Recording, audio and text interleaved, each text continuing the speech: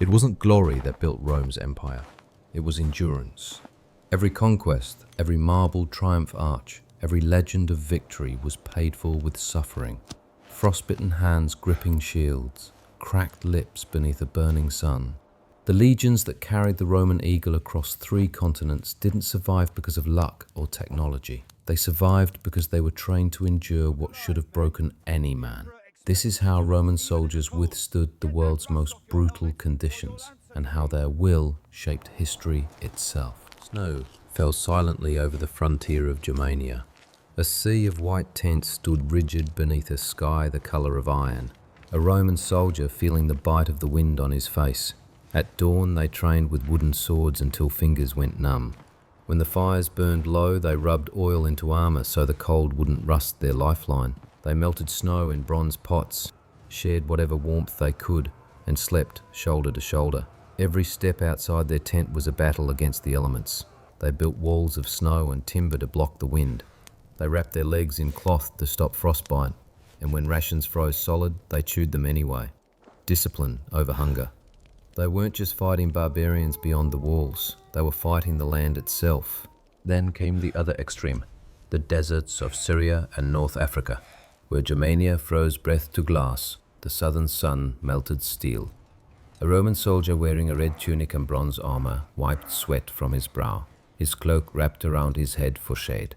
The dunes stretched endlessly, and every gust of wind felt like knives of sand. Marches began before sunrise. By noon, the heat shimmered off their helmets like liquid gold. They rationed water drop by drop, filling their mouths but never swallowing until the last possible moment. When the air grew too hot to breathe, they crouched beneath makeshift tents made from their own shields and cloaks. A single flask of water had to last an entire day. Their sandals burned against the sand, so they wrapped cloth around their feet, creating layers of protection improvised from torn tunics. They learned to travel by the stars, because in the desert, losing your direction meant death. Some fell to heat stroke, and yet the column never stopped. When night finally fell, the cold struck like a hammer. The same men who had nearly burned by day now shivered beneath the open sky, armor cooling against their skin. Still, they rose at dawn, adjusted their red cloaks, and marched again. Britannia, the edge of the known world, where rain fell like judgment, and mud swallowed the feet of empires.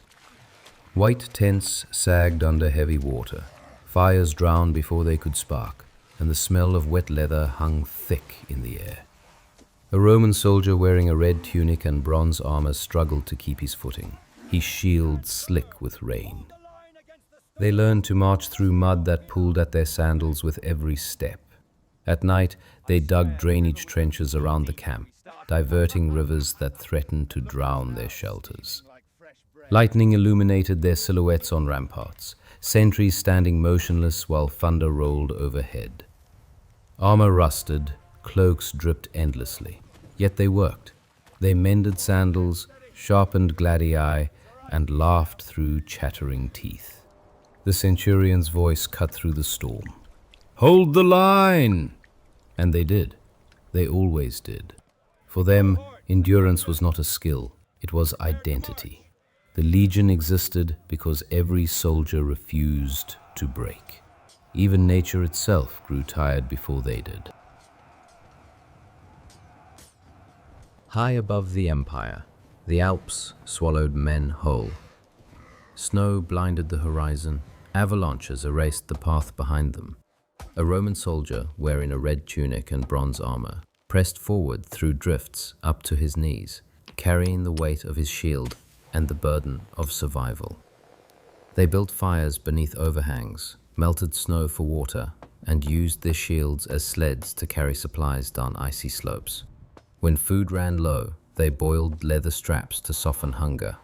Some froze to death on guard duty, their bodies found still standing, covered in frost, eyes open toward the mountains. But the survivors kept moving, bound not by orders, but by brotherhood.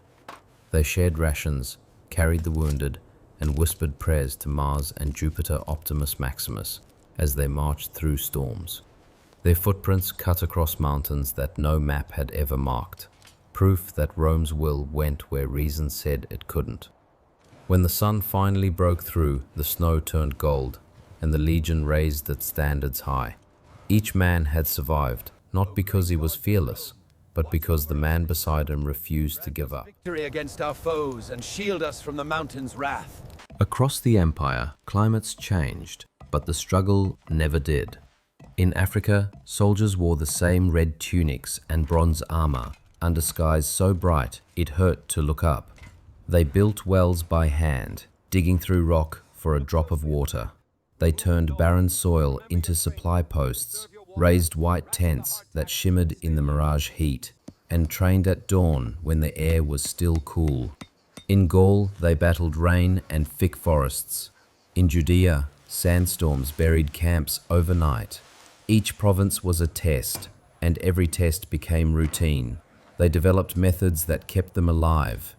Daily equipment checks, scheduled rotations of guard duty, strict limits on rest and rations. Rome didn't need miracles to survive. It needed men who obeyed the impossible. For 25 years of service, a Roman soldier's life was pain, duty, and endurance. And still they re-enlisted, bound by the promise of land, honor, or simply belonging to something eternal. The world broke them and remade them in bronze. When they finally returned to Rome, they entered as heroes. Garlands of laurel, cheers from balconies, flower petals raining down. But inside their minds, they still saw deserts and storms. They remembered the smell of smoke, the endless marches, the sound of wind screaming over mountains. Behind every triumphal parade was a memory of cold nights and empty stomachs. The empire's glory stood on the backs of men who endured the world so that others could build upon it. They were the unseen pillars of Rome, the reason its borders stretched farther than reason allowed. If you liked this journey into the life of a Roman soldier, consider subscribing. Thanks for watching.